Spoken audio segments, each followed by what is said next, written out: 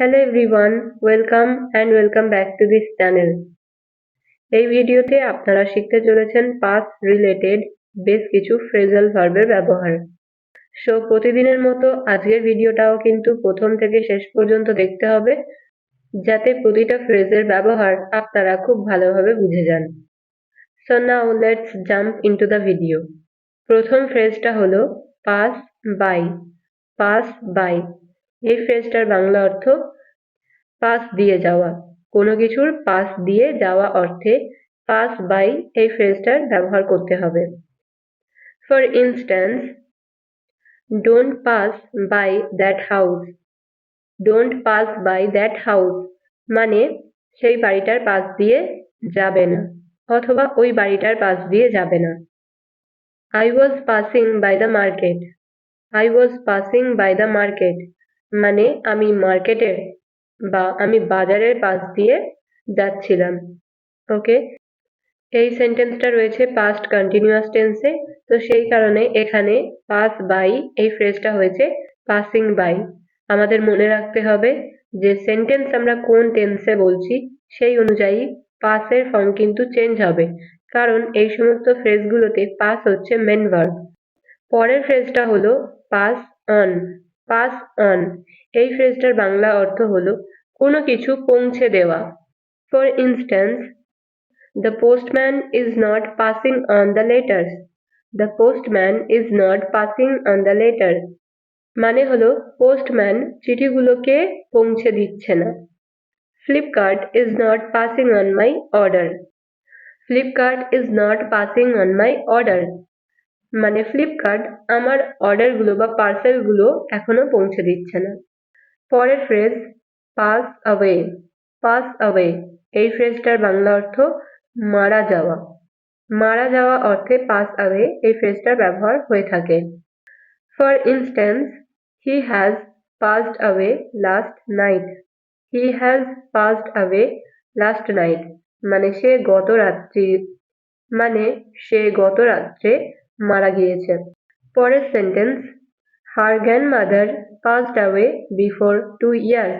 হার grandmother passed away before 2 years মানে তার ঠাকুমা 2 বছর আগে মারা গিয়েছে। ওকে, সো পাস অ্যাওয়ে এই ফ্রেজটা আমরা মারা যাওয়া অর্থে ব্যবহার করতে পারি। পরের phrase pass the time. Pass the time এই ফ্রেজটার বাংলা হলো সময় কাটানো বা সময় পাস করা। ওকে, example, I am passing the time with my family. I am passing the time with my family মানে আমি আমার পরিবারের সাথে সময় কাটাচ্ছি। Next example, he is passing the time in the house. He is passing the time in the house মানে সে বাড়ির মধ্যে সময় কাটাচ্ছে বা সে বাড়িতে সময় কাটাচ্ছে। পরের ফ্রেজটা হলো পাস আউট। পাস আউট এই ফ্রেজটার বাংলা অর্থ জ্ঞান হারিয়ে ফেলা, যেটাকে আমরা বলি অজ্ঞান হয়ে যাওয়া। ওকে, সেন্সলেস হয়ে যাওয়া। For instance, she passed out on the road. She passed out on the road মানে সে রাস্তার উপরে অজ্ঞান হয়ে গিয়েছিল। সে রাস্তার উপরে অজ্ঞান হয়ে গিয়েছিল। she passed out on the road এই সেন্টেন্সটা রয়েছে পাস্ট ইনডেফিনিট টেন্সে, তো সেই কারণে এখানে কিন্তু পাস আউট এই ফ্রেজটা হয়ে গেল passed out.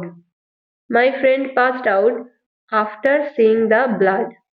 My friend passed out after seeing the blood এই সেন্টেন্সটার বাংলা হলো আমার বন্ধু রক্ত দেখার পরে অজ্ঞান হয়ে গিয়েছিল বা বেহুঁশ হয়ে গিয়েছিল। ওকে, পরের phrase pass over. Pass over এই ফ্রেজটার বাংলা অর্থ পার করা বা পার হওয়া। For instance, can you pass over the road. Can you pass over the road তুমি কি রাস্তাটা পার করতে পারবে বা পার হতে পারবে। I was passing over a flyover. I was passing over a flyover এই সেন্টেন্সটার বাংলা অর্থ মানে যেগুলো আর কি ফ্লাইওভার মিন্স যে ব্রিজগুলো ওপর দিয়ে হয়, রাস্তার ওপর দিয়ে যে ব্রিজগুলো হয়ে থাকে সেগুলোকে বলা হয় ফ্লাইওভার। একটা ফ্লাইওভার পাস করছিলাম বা পার হচ্ছিলাম। নেক্সট ফ্রেজ হলো পাস ইন। পাস ইন এই ফ্রেজটার বাংলা অর্থ জমা করা।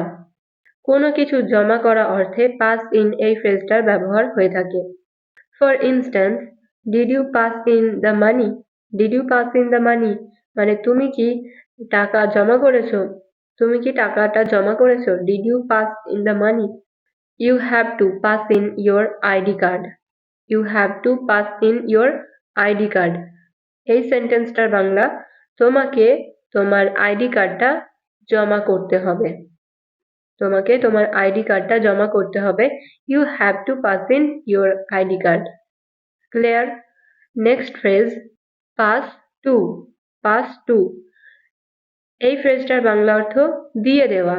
কাউকে কোনো কিছু দিয়ে দেওয়া অর্থে পাস টু এই ফ্রেজটার ব্যবহার করতে হবে। কিন্তু এখানে আপনারা ফ্রেজটার মধ্যে দেখতে পাচ্ছেন যে পাসের পরে রয়েছে ড্যাশ এবং তারপরে রয়েছে two.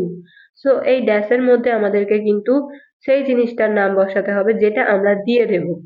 Can you pass this pen to him? Can you pass this pen to him মানে এই পেনটা কি তুমি তাকে দিয়ে দেবে? You passed my gift to her. You passed my gift to her. এই সেন্টেন্সটার বাংলা তুমি আমার গিফটটা তাকে দিয়ে দিয়েছো। তুমি আমার গিফটটা তাকে দিয়ে দিয়েছো।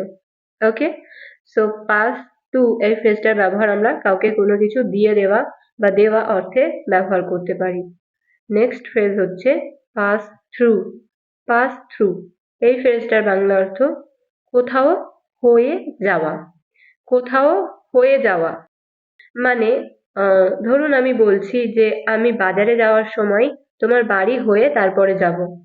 এরকম ধরনের বাক্যগুলো বলতে হলে পাস থ্রুর ব্যবহার করতে হবে। For instance, I will pass through your house.